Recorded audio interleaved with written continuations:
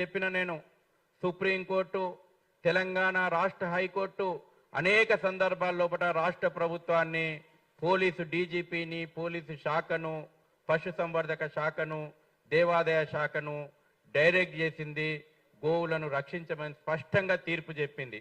ఇవాళ మీరు సుప్రీంకోర్టు తీర్పులు గాలికి వదిలేసినరు, హైకోర్టు తీర్పులు గాలికి వదిలేసినరు. ఇవాళ మీరు గో హంతకులతోటి చేతులు కలిపినరు. ఇవాళ ఆత్మ క్షోభిస్తుంటది. మహాత్మా గాంధీ భవన్, ఏ గాంధీ భవన్ నుంచి అయితే కాంగ్రెస్ పార్టీ అధికారం ఎల్లబెడుతుందో ఆ గాంధీ భవన్లో ఉన్నటువంటి గాంధీ ఆత్మ క్షోభిస్తుంటది. ఎందుకంటే మహాత్మా గాంధీ సంపూర్ణ గో హత్యను ఆశించిండు, కోరుకున్నాడు. ఇవాళ ఏ సెక్రటరియట్ నుంచి అయితే రాష్ట్రం లోపల పాలన సాగుతా ఉందో డాక్టర్ బిఆర్ అంబేద్కర్ సెక్రటరియట్లో ఉన్నటువంటి అంబేద్కర్ ఆత్మ క్షోభిస్తుంటది. ఎందుకంటే ఆర్టికల్ 48 ప్రకారము పశు సంపదను కాపాడాల్సినటువంటి బాధ్యత రాజ్యాంగం లోపల పొందుపరిచిండు డాక్టర్ బిఆర్ అంబేద్కర్ గారు. అదేవిధంగా ఈ రాష్ట్రంలో ఉన్నటువంటి అన్ని ప్రముఖ దేవాలయాల లోపల దేవాదాయ నిర్లక్ష్యం కారణంగా గోమాత కన్నీరు పెట్టుకుంటా ఉంది. ఇవాళ డిమాండ్ చేస్తూ ఉన్నాము, ఇవాళ మీరు గో రక్షకుల పైన బైండ్ ఓవర్లు కాదు, అసదుద్దీన్ ఓవైసీతో పాటు అక్బరుద్దీన్ ఓవైసీతో పాటు ఎంఐఎం ప్రజాప్రతినిధులు ఎమ్మెల్యేలు ఎమ్మెల్సీలను కార్పొరేటర్లను బైండ్ ఓవర్ చేయండి. ఆ గుండాలను బహిరంగంగా చట్టాన్ని సవాల్ చేస్తున్నారు. మొన్న ఎమ్మెల్యే మాజిద్ హుస్సేన్ పోలీసులను బెదిరించి నడి రోడ్డు పైన షో చేసిండు.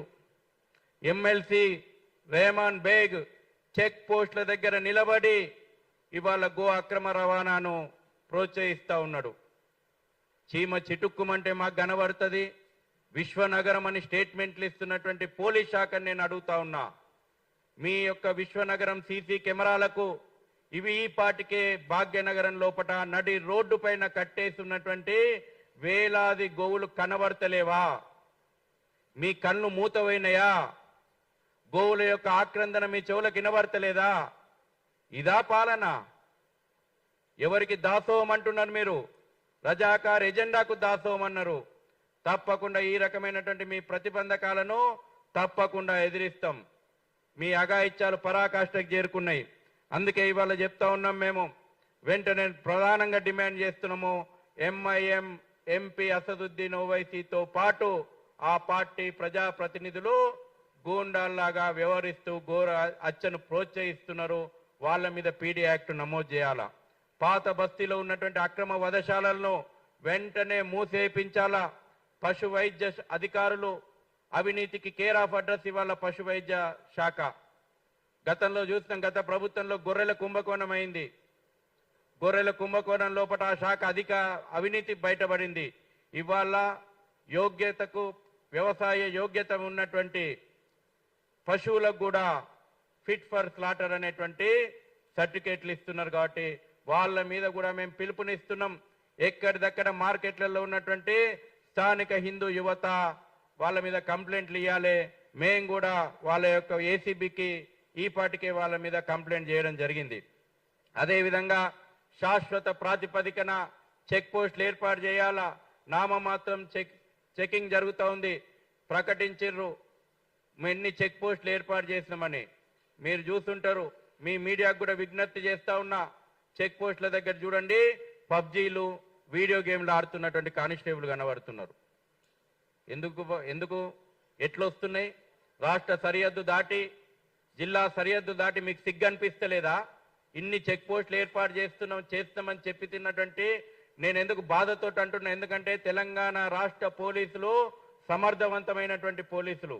దేశ వ్యతిరేక భావజాలం మీద నక్సలైట్ల మీద పోరాడి బలిదానాలు చేసినటువంటి చరిత్ర తెలంగాణ పోలీసులకు ఉంది. ఇంత సమర్థమైనటువంటి పోలీసులు వ్యవస్థ ఉన్నటువంటి ఈ రాష్ట్రం లోపట రాష్ట్ర సరిహద్దులు దాటి జిల్లా సరిహద్దులు దాటి నగరం నడిబొడ్డుకు ఏ రకంగా వందలాది వేలాది వాహనాలు వస్తున్నాయి. సిగ్గుపడాల్సినటువంటి విషయం కదా ఇది.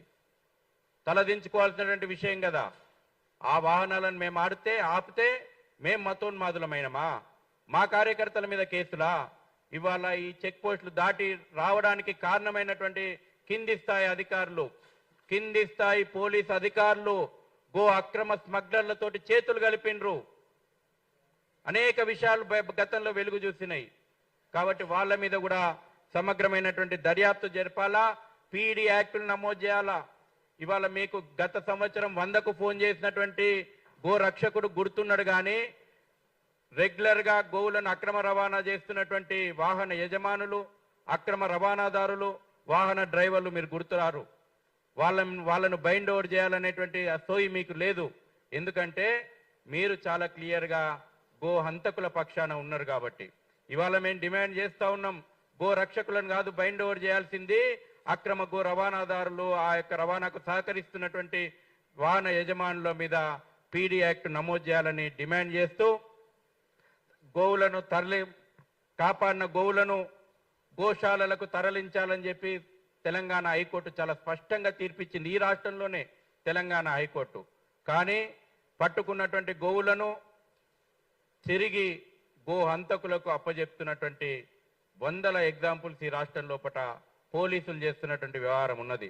నడి రోడ్లపైన ఏ జంతువును కూడా హత్య చేయొద్దని చట్టాలు ఉన్నాయి రాష్ట్రం లోపల. చూడండి, ఇవాళ పోయి ఓల్డ్ సిటీ చూడండి, ప్రతి దగ్గర రక్తమేరులై పారుతుంది. ఇవాళ నేను అడుగుతా ఉన్నా, అప్పీల్ చేస్తా ఉన్నా, ఎక్కడ పోయిన మీడియాకు కూడా నేను అప్పీల్ చేస్తా ఉన్నా. హిందూ పండుగలు వచ్చినప్పుడు పొల్యూషన్, హిందూ పండుగలు వచ్చినప్పుడు రకరకాల పేర్ల మీద చర్చలు పెడతారు కదా. ఇవాళ ఏ మానవతా సంఘాలు కానీ, ఏ జంతు ప్రేమికులు కానీ, ఏ మీడియా కానీ ఎందుకు ముందుకు వచ్చి మరి బ్లడ్లెస్ బక్రీద్ అని చర్చ ఎందుకు పెట్టరు? రక్తరహితమైనటువంటి బక్రీద్ అని ఎందుకు చర్చ పెట్టరు?